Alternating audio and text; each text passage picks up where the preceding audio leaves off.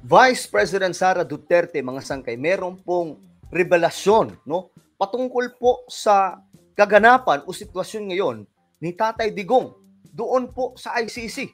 Naku po, alamin po natin kung ano ito, mga sangkay.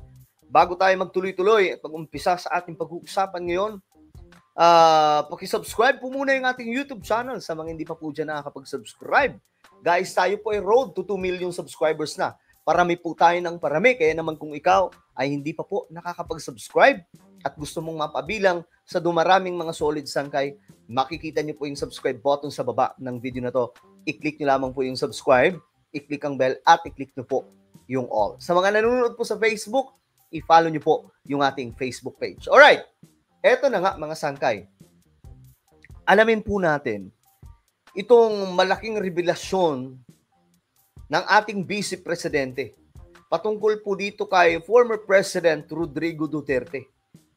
Dahil mga sangkay, mayroon po siyang isiniwala tungkol po sa kalagayan ng ating dating Pangulo doon sa ICC. Pero ako mga sangkay, naisip ko din talaga medyo delikado yung kalagayan doon ni PRRD. Kasi nga po, ako ito ay personal opinion. Kung yung lolo natin yung nasa ganung sitwasyon, mag-isa lamang, kahit pa po may nag-aalaga, mga sangkay, tapos 80 years old, talagang masasabi mong, kamusta kaya siya? Paano na lang yung kalagayan niya? Lalong-lalo na po, ang longing po ng mga lolo at lola, pag matanda na po sila, mga sangkay, wala pong ibang gusto nila makita, ang kanilang mga apo. Diba? Kapag nasa, kagaya ni PRRD, nandun po siya sa The Hague, no? Netherlands. So talagang, hindi ko ma-imagine kung gaano kahirap yan. Ngayon, mga sangkay, ito ang ini-reveal ni Vice President Sara Duterte. At tayo naman, di naman tayo bias. Nagdi-discuss po tayo ng kahit anong mga sangkay. At ito, tingnan po natin, alamin po natin itong sitwasyon daw di umano ni former President Rodrigo Duterte. Ayon po dito mga sangkay, ibinahagi ni Vice President Sara Duterte ang kasalukuyang kalagayan ni dating Pangulong Rodrigo Duterte na ngayon ay naroon nga po sa ibang bansa. At eto mga sangkay, tingnan po natin. Basahin po natin para maintindihan natin kung ano ang kalagayan. Tanda na rin talaga ni PRRD, no? Mga sangkay. Sabi po ni VP Sara dito, hirap na daw kumain at payat na si Tatay Digong. Wala kasi siya mga bagong picture, mga sangkay, kasi syempre, bawal po yun eh. Kapag dadalaw po sila doon, mga sangkay, sila VP Sara, bawal po kumuha ng picture. Pagkakaalam ko, bawal din po ang cellphone.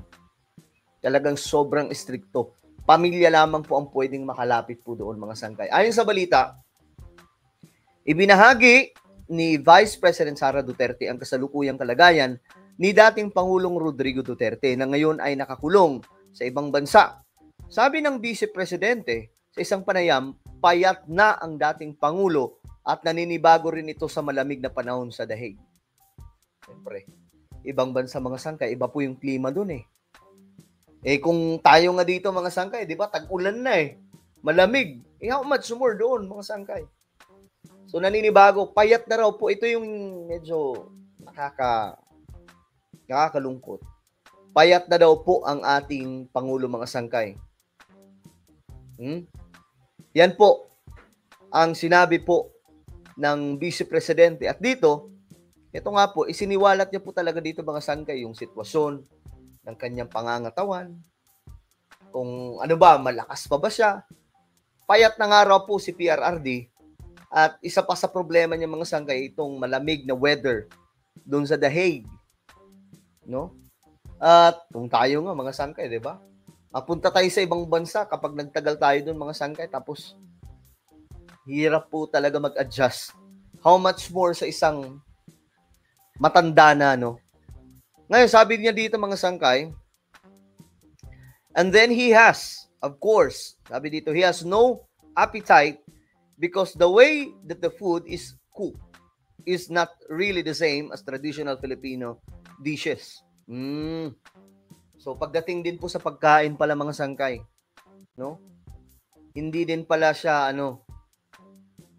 hindi siyempre natural, nasa ibang bansa po siya. Ako nga mga sangkay, pumasyal lamang po ako sa ibang mga bansa. Eto, may bansa po akong napuntahan mga sangkay na sobrang sukang-suka talaga ako sa pagkain. Ano nyo na lang kung anong bansa to, basta alam to, familiar to ng mga OFW.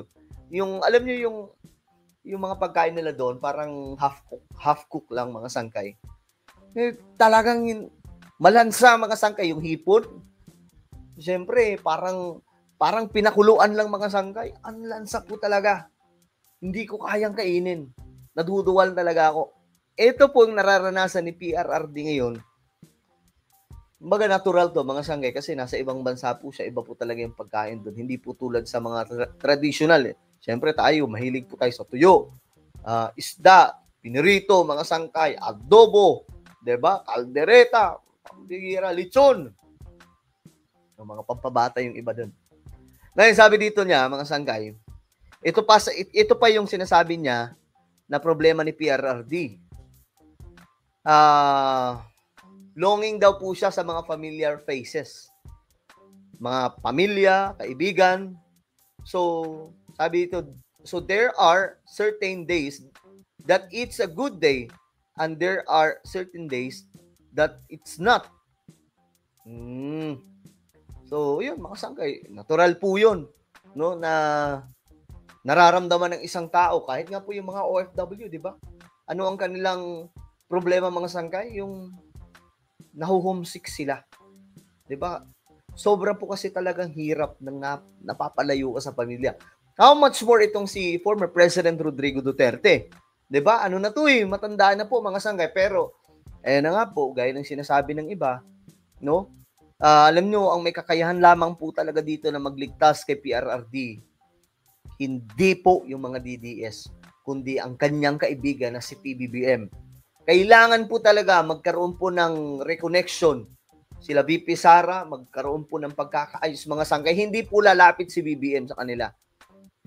Kasi alam naman po natin na si Pangulong Bongbong Marcos yung unang binanat-banata nila. 'Di ba? Actually, sobrang tindi nga po ni BBM, ang tindi magtimpi. Sabi ko, sana all ganyan magtimpi. Ako kasi napakaliit lamang po talaga ng pasensya ko Hindi po ako katulad ni BBM na talaga nga namang, 'di ba? Mga sangkay. So, kung mayroong lalapit doon, mga Duterte po talaga, hindi po si BBM. Sa ngayon, si Duterte, okay. So, yun, mga sangkay. Ano ang inyong opinion dyan sa isiniwalat ni VP Sara? Naniniwala ba kayo? Napayat na daw po ang dating Pangulo. I-comment nyo po sa ibaba ang inyong mga opinion. Meron na yung YouTube channel, Sangkay Revelation. Hanapin nyo po ito sa YouTube. Kapag nakita nyo na, i-click nyo po yung subscribe, i-click ang bell, at i-click nyo po yung all. Ako na po ay magpapaalam. Mag-iingat pong lahat. God bless everyone.